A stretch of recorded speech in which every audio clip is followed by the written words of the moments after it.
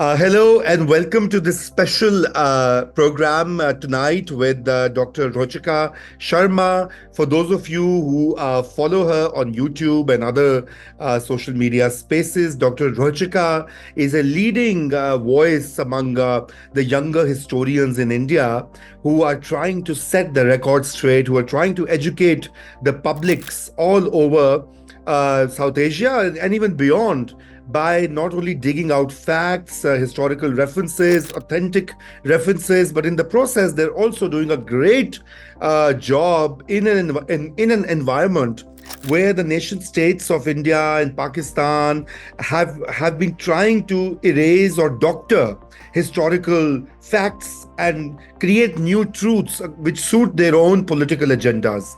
And this is why, I started following Dr. Rochika's YouTube channel, and I was just blown away by the fact that, she was not only courageous, but she was very eloquent. She was also fun because sometimes she uses makeup to keep the audience engaged, which is a great strategy. Rochika, I wish I could follow that, but I don't know how to apply anything. But anyway, so let's begin with your journey. Let me tell the viewers that Dr. Ruchika Sharma is a PhD from the prestigious Jawaharlal Nehru University, and she currently teaches at Delhi University.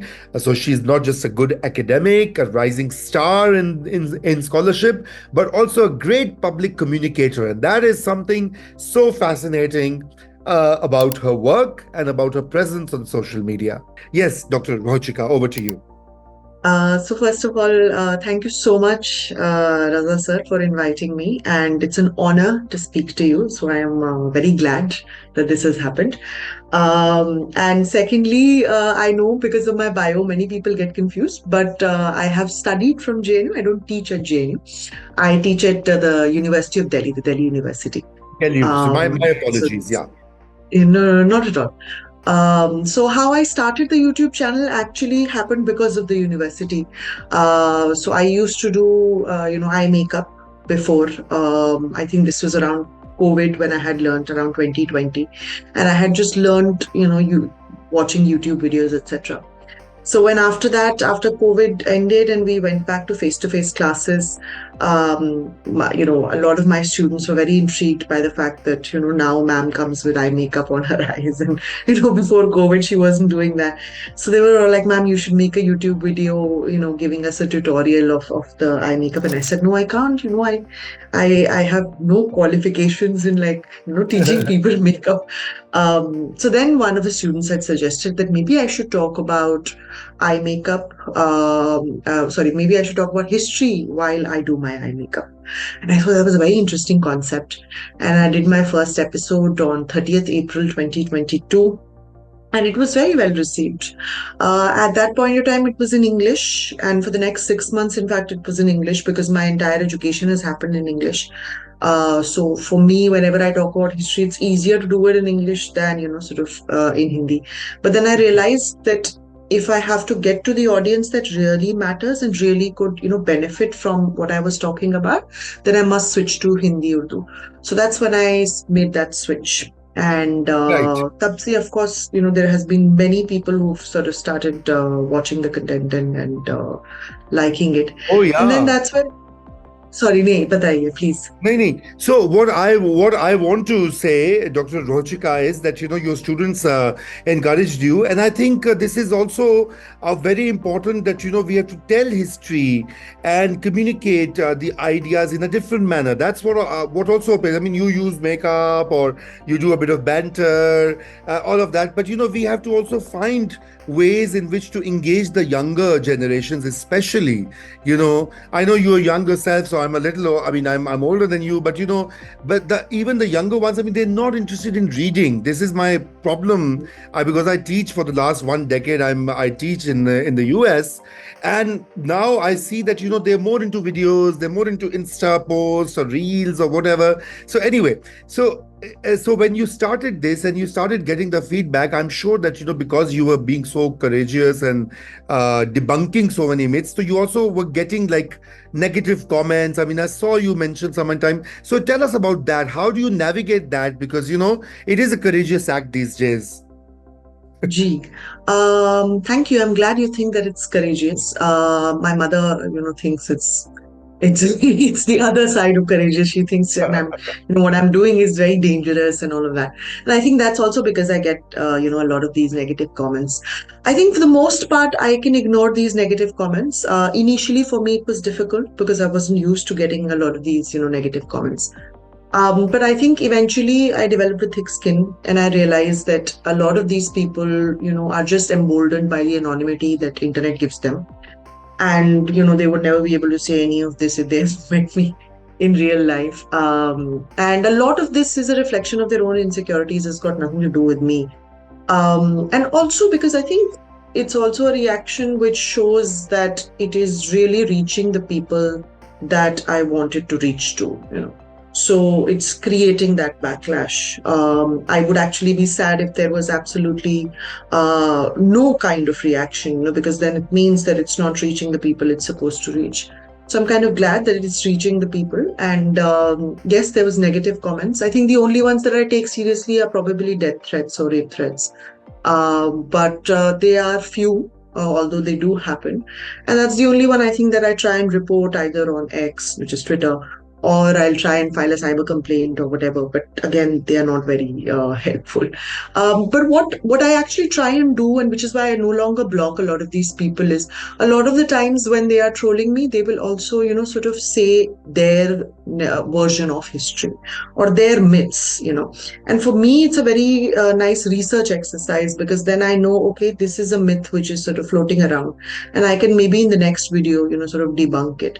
So for me, all these comments have become very helpful in researching for my next videos, etc.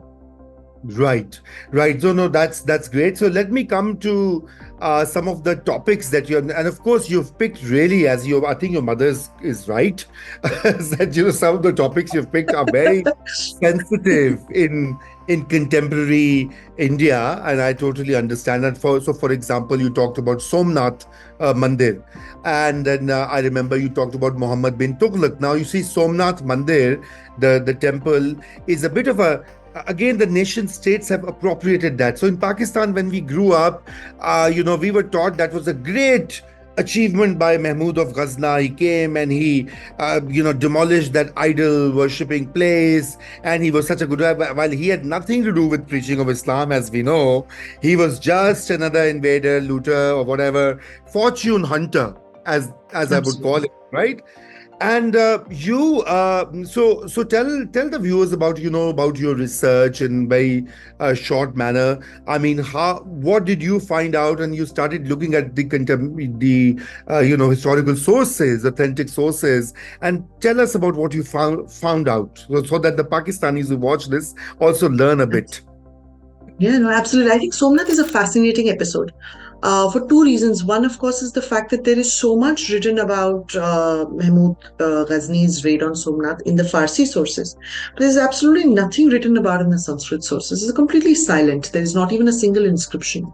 So even after, I think, 150 years after Mahmud of Ghazni has raided Somnath, we find inscriptions that talk about rebuilding Somnath, but they don't blame Mahmud at all. In fact, they actually go ahead and say that it's because of corrupt kings that the temple was neglected, and we are therefore now rebuilding it. And the king who's rebuilding it is therefore not the corrupt king or whatever. So it's fascinating that they've completely, sort of ignored this. But if you look at the Farsi accounts, they're also very fascinating. They talk about, an idol of Manath, the lost idol of Manath, which is possibly lost from Arabia. And because, the first contact that India and the subcontinent had with Islam was through trade. And a lot of these Ismaili merchants, etc., came in. So there was this idea that, because these people are Ismailis, these people are Shias or whatever, they must have, sort of brought in and they must have kept it here. And Mahmud therefore wants, his court chroniclers to sort of make him as this Ghazi in Islam, who's fighting for the right and who's trying to, demolish this particular idol of Lat. no, sorry, of Manath. And otherwise, his motive is quite clear. He wants to come and loot the temple, and that's what he does. And he does that in many other places as well. So even when he's looting, say, the libraries in Ray, which is again a Shia center, it has the twin purpose of I will become the Ghazi because I'm raiding a Shia center, and the Sunnis will hail me as this amazing person in Islam, but I'll also earn a lot of money from it. So, he's doing both of these things. And a lot of that propaganda then therefore comes in his Farsi books. So I think it's fascinating that he wants to be a Ghazi, but also at the same point of time earn a lot from being a Ghazi. So he's a cunning politician, as I think most kings would be. All successful kings are. So I think that's the crux of the Somnath raid. Right, Um, right. yeah. Yeah, that's what I wanted to, get to our audiences, and the other one that So I'll tell you, Dr. Sharma, that I for years now, I started to write. I mean, I started writing in about 20 years ago or so, and some of my early what I used to write for papers and newspapers was mostly about history, culture, arts. So Ruchika, the other thing, I mean, this whole controversy about the Nalanda University, which is said that the Bakhtiaruddin Khilji or the Delhi Sultanate destroyed that ancient university in India. I used to hear about this all the time when I used to write, and I would get all these comments from Indian friends, and they would say, "You Muslims destroyed this ancient university." And then I started reading more in depth about it, and of course, a lot of it was, mythification of the whole idea, a constructed narrative. But then you have laid it out so beautifully and in such amazing, simple terms. So I think I would really hope that you would tell our viewers about this, that what actually happened at Nalanda, which is a big source of communal discord and disharmony. So it's certainly, part of what I teach because I write about the Delhi Sultanate, etc. So it certainly is a part of that. But Hmm. my research on this was so the ruler, by the way, who's said to be the person who's destroyed Nalanda, quote unquote, was Bakhtiyar Khilji, not Muhammad Tughlaq. And Bakhtiyar Khilji was actually, so that's the thing. Many people thought he was the Sultan. He was really not the Sultan. He was working for the Sultan, Yeah. Qutbuddin Aibak. He's actually not a sultan. It's a very interesting tale also that, one of his chroniclers talks about Tabaqat-e-Nasiri is a book written by Minaj Siraj Jani. And that's possibly the only eyewitness account of Bakhtiyar Khilji that we have. So that book is very important for us. And in that, it in fact tells us that when after he had gone from Awadh to, Odantapuri, and then he goes to Bengal, the ruler of Bengal, Lakshman Sen, thinks that the Delhi Sultan has come and immediately leaves without even, putting up a fight. He, crosses the fence of his palace and runs away because the Delhi Sultan's aura was so big. And of course, he wasn't the Delhi Sultan. This is the rumor that probably got to him. But no, so when I started researching about Nalanda, I was hoping, because this is such a huge myth, I was hoping that there'll be at least one primary source that possibly talks about it. But when I actually started reading Tabqat-e-Nasiri in Farsi, etc., there is absolutely no evidence. So Tabqat-e-Nasiri talks about, it's very clear that the monastery that it's talking about is Odand Vihar, which is Odantapuri, which is around, I think, 15, 16 kilometers away from Nalanda. And it also makes sense for Bakhtiyar Khilji to raid that because it's the new monastery and therefore it's the richer monastery. Right? So it makes absolute sense for why Bakhtiyar Khilji would raid something like Udantapuri. He never goes to Nalanda at all because Nalanda by then, and this we know because of the Tibetan monk who comes later, just 20, 30 years after Bakhtiyar Khilji's death, he comes.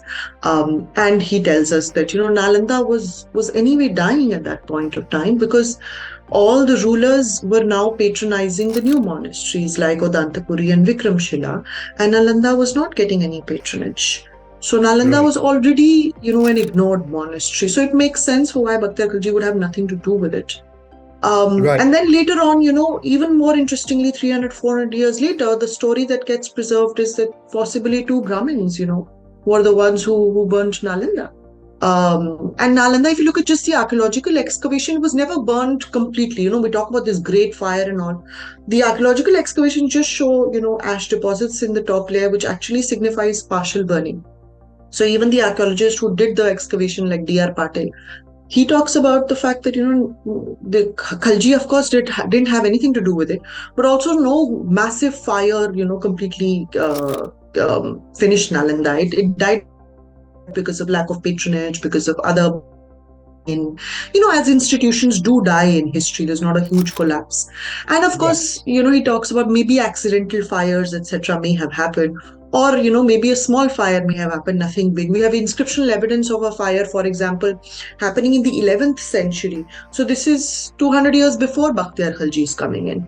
And it Yeah. talks about how there was a fire and it was put out and then there was rebuilding. So, Khalji seems to not come in the picture at all.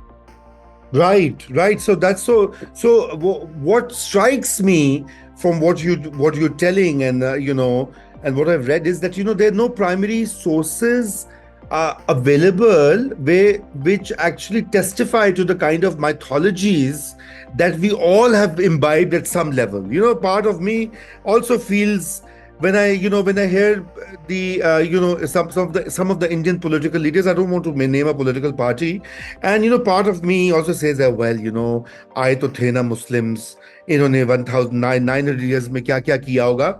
And so I always dig this question, and this leads me, because I remember once Romila Thapar, I think, has also mentioned in one of her books, is the fact that she said that in ancient India it was a usual custom that even the local Hindu rulers would actually attack temples, and vice versa. So it was like the way power was exercised and mediated in that particular environment and context. So tell us about, in your research and from your reading, Ruchika, how far this notion is valid, that the Muslims, invaders, imperialists, as they came into India, settled here, set up sultanates, and then Mughal dynasty, that they erased or tried to raise all mandirs or temples and suppressed Hindu religion.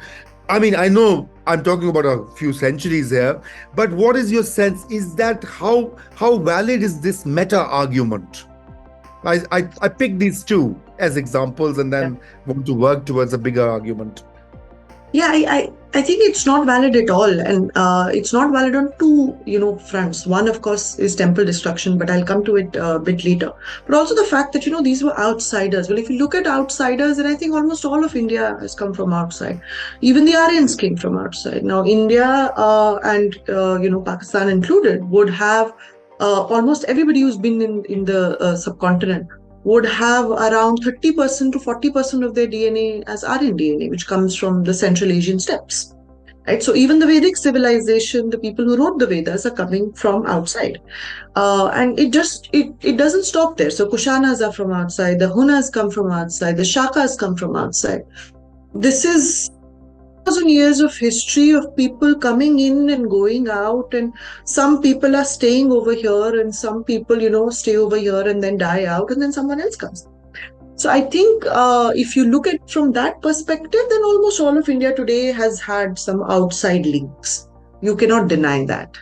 So singling out just say the sultans or the Turks or the Mughals is I think looking at history from a very incomplete perspective. Now, coming to temple destruction, Richard Eaton has done a very good study where he has looked at all the possible primary sources. And he says that from the times of the Sultanate all the way to the Mughals, there were only 80 temples which were destroyed. And these are not just temples that were destroyed by the sultans and by the Mughals. These could also be temples which were destroyed by, say, some other Hindu rulers. And some smaller rulers, or could be nobles, etc. So, but that means that in this from 1100 all the way up till 1700, which is when Aurangzeb dies, not more than 80 temples have been destroyed, which basically brings down to the fact that the destruction was not as massive as they talk about, where they say, Sankro Mandir Tode and all that. But also is the fact very clear that there are many rulers, who are quote unquote Hindu rulers, who were also doing this. So one of the most egregious examples is in fact a king called King Harsha in Kashmir. And I think he's the only ruler in the subcontinent who actually institutionalized temple destruction. He appointed Wow. a proper person, and the Sanskrit title was Dev Utpat Nayak, which basically means his only job is to break temple idols. And his name was Uday Raj. So it means he'll get his salary only if he goes and breaks 5 temples a day or 6 temples a day. This is completely bizarre. And we have a proper primary source, Kalhan's Raj Tarangini, which attests to this. And Kalhan by then is actually alive when, and so he can witness the destruction. It's not something that he's writing from his memory or from the court records of previous times. So he's actually witnessed this destruction, and the destruction is horrible. He says not only was he destroying them, but he was actually ensuring that these idols were properly soiled, so they were like out in the streets, there was mud all over them. So he clearly takes a lot of pleasure in doing this. And I doubt if there was any ruler who sort of done anything like this, even under the Mughals. Even if you look at Aurangzeb, we don't come across any such incident of, Aurangzeb doing something like this. He's broken temples, but there's always a political reason for why he was doing this. Yeah. So Harsha, therefore, comes as an outlier. So which is why I think I'm a little shocked that King Harsha is not as the epitome of brutality towards temple, what Aurangzeb is, and I'm like, what's the reason? And Aurangzeb, I mean, Aurangzeb was such a mixed character. I mean, as you know, I mean, there's documentary evidence that he actually gave support to some land or money. I remember reading this. So, and but anyone who wants to fix or balance this history out, like this professor in Rutgers or Audrey Tushkal, I mean, Yeah. she's been vilified. Uh, Globally. But anyway, let's get back to our discussion. So thank you so much for informing, and it's a very rich, I mean, and when people, ruling classes are and especially in medieval times, were brutal. I mean, let's not forget that, whether it's Hindus or Muslims or Jains or Buddhists or later day Sikhs, that's how it has been. But I just want to ask you one important thing, which is that once we get to this idea, then the big question emerges is that this communalization of historical narratives, Dr. Sharma, when did it actually start occurring? Because again, if we go back to, let's say, prior to the arrival of the British, we don't find a lot of documentation of this kind of communal hatred or division, but after 18th century or so, start slowly, gradually, we see more and more and more textual sort of evidence.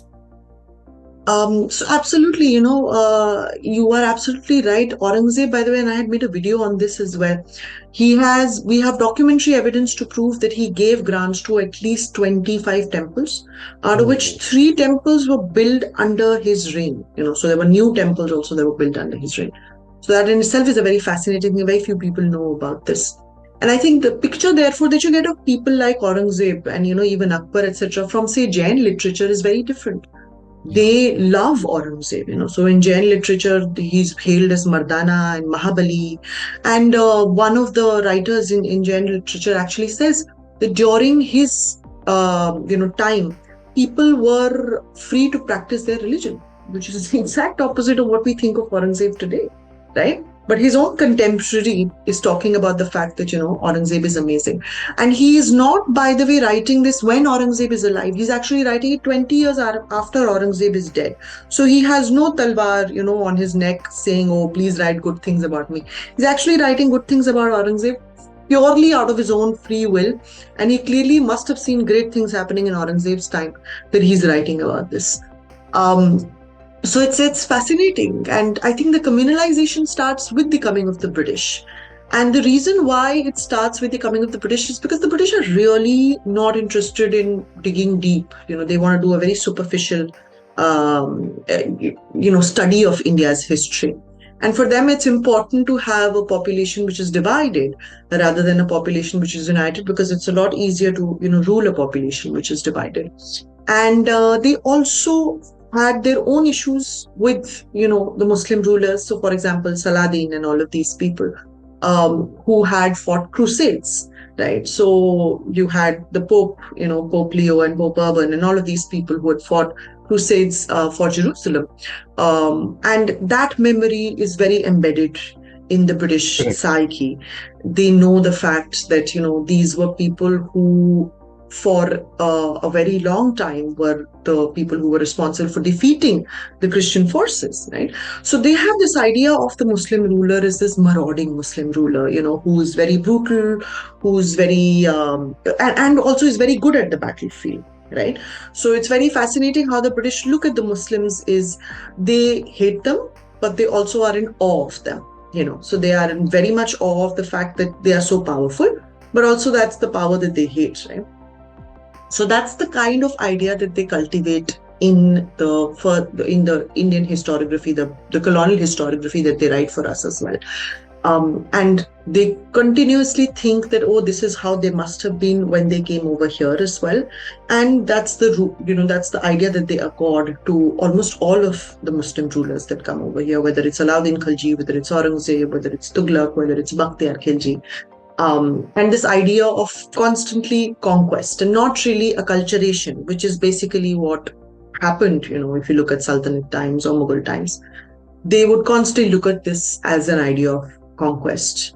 And therefore, examples like, say, that of King Harsha or, other rulers got completely sidelined because, it didn't fit in the idea of Muslims have come here to conquer.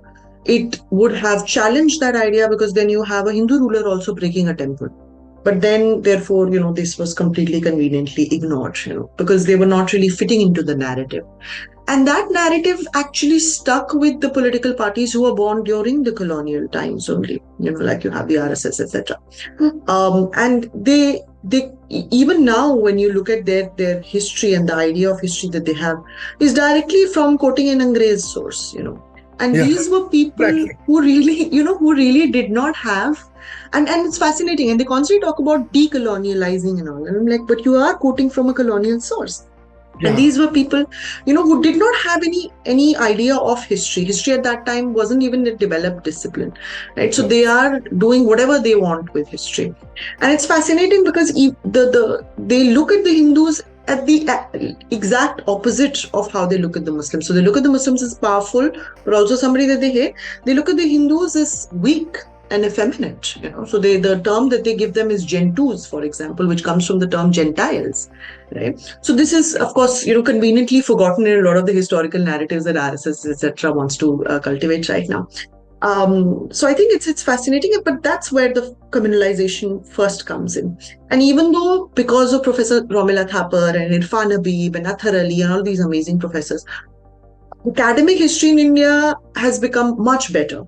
But I think popular history is still stuck in that mental colonization where they constantly look at the English historiography as the true historiography, and the history of conquest therefore is stuck, which is why I try and sort of debunk that with my channel. Right, right. Excellent, Rochika. All have, power to you. So let me just intervene here, and I'll tell you this communalization. Obviously, you mentioned the process. I mean, even the separatist movement, and then of course the partition of India, and how independence came in the wake of such wide bloodshed. Unfortunately, that Holocaust that nobody wants to talk in the world because the colonial powers were involved in handing that out to us. But in Pakistan, we followed, very slowly and gradually, but it was accelerated in the 70s. This process of, removing our non-Muslim past, whether it's the Hindu civilization, the Gandhara civilization, the Indus Valley civilization, even, and all the names of roads and temples. I mean, in my childhood, we used to go to Temple Road in Lahore. We still call it that, but the official name is something else. There's Krishna Nagar in Lahore, where I am currently, but uska naam ab Islampura. It's called Islampura. I mean, how unimaginative that you have to translate Christian Nagar into something. I mean, maybe you could have spoken a figure, but anyway. So India has also, unfortunately, and it really saddens me because I wrote a book about a decade, 11 years ago, Delhi by Heart, and I talked about our shared heritage and this and that. And then, of course, in India, there was a whole policy, which had already been brewing, but this whole idea of what you guys call saffronization, or I don't know, or there are many other names. But I did read with very with much consternation that the Mughals were being removed from certain syllabi. Mention of Mughals has been taken out. So there's an erasure going on. Now, what does it mean when nation states, as powerful as India is today, it's a growing economy, a nuclear armed nation, it's a regional power aspiring for global power. Why? What are you afraid of? I mean, and I in Pakistan, I asked the same question. But what happens, and you can tell me in general terms as a historian who studied civilizations, when countries and nations and civilizations start undoing and disowning their past, what are the implications? Yeah, I think it's a big issue. I had written very recently about this for the Times of India. The many changes that are happening in the textbooks. And it's kind of sad because in India it's even worse.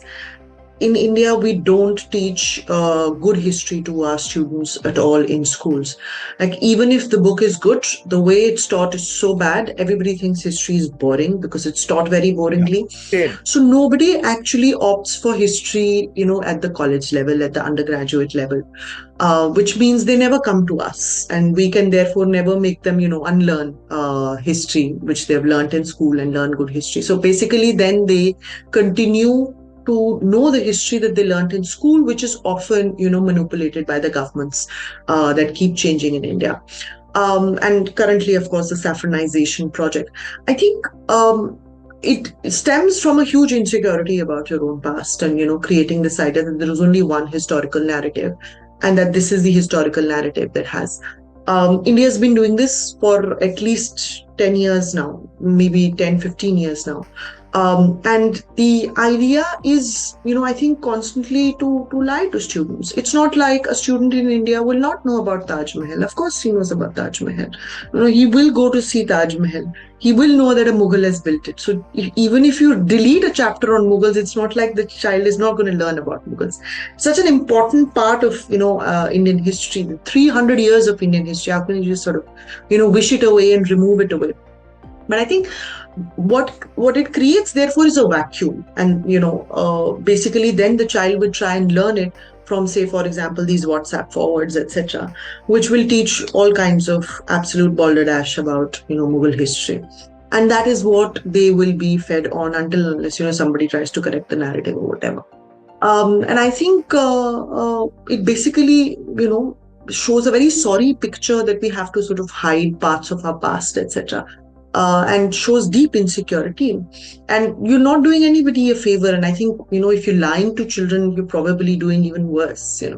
Like, for example, right now, they've said, in the NCRT textbooks, one of the things that they've done is they've said that secularism, for example, is not a good thing. It is done for minority appeasement. Now, there's a new idea of secularism that has been introduced in India. It's kind of sad that I this is know. happening.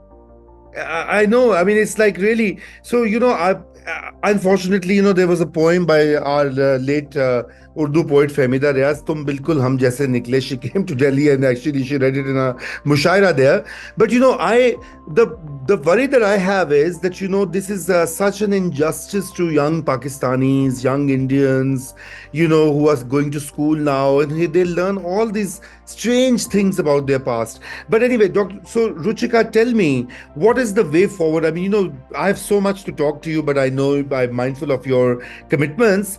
But I mean, what is the way forward? I mean, one thing that I do want to ask you is that, whenever I think of the Indian subcontinent, or whatever South Asia you call it, whatever name, is the fact that we are in one, because we have a thousands of years old civilization and historical ups and downs. So I find this current moment as just one dot, or one little era in that long spectrum of history. All this borders, communal discord, violence, wars, these nation state mantras and all of that. I mean, who knows what's going to be in the next 100 years, or even 50 years. But I mean, once I remember a very insightful remark was that in the Indian subcontinent has gone through a periodic territorial readjustments and adjustments. And do you think that we are I mean, in that continuum of history, we will likely see more adjustments or readjustments of borders and peoples. I mean, I know it's We one. might, we Hmm. might, but I think I have absolutely no fear about the 4,000 years of shared history that India Pakistan has. It's a huge history, and it has overcome many kinds of, weird narratives that have come. It has overcome the colonial narrative. It has overcome, these new narratives that are coming up. That history, is not in danger at all, because that history is there. The sources are there, and there are many who will write about it and talk about it.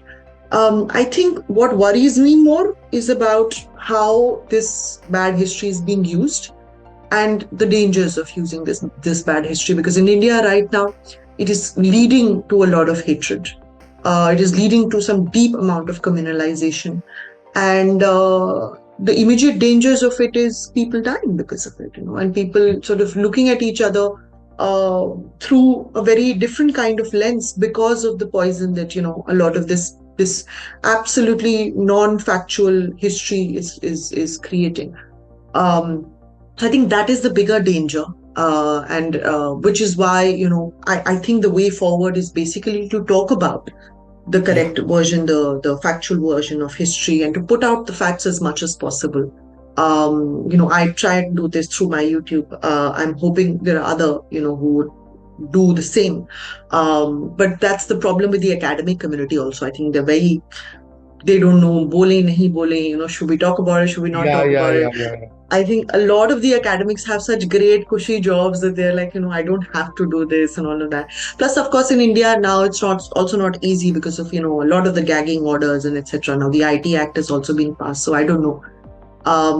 So And that Ruchika, is on the academics, some of them are also very arrogant because they think this kind of work is, oh, this is not proper work, you know. So ye to popular work hai.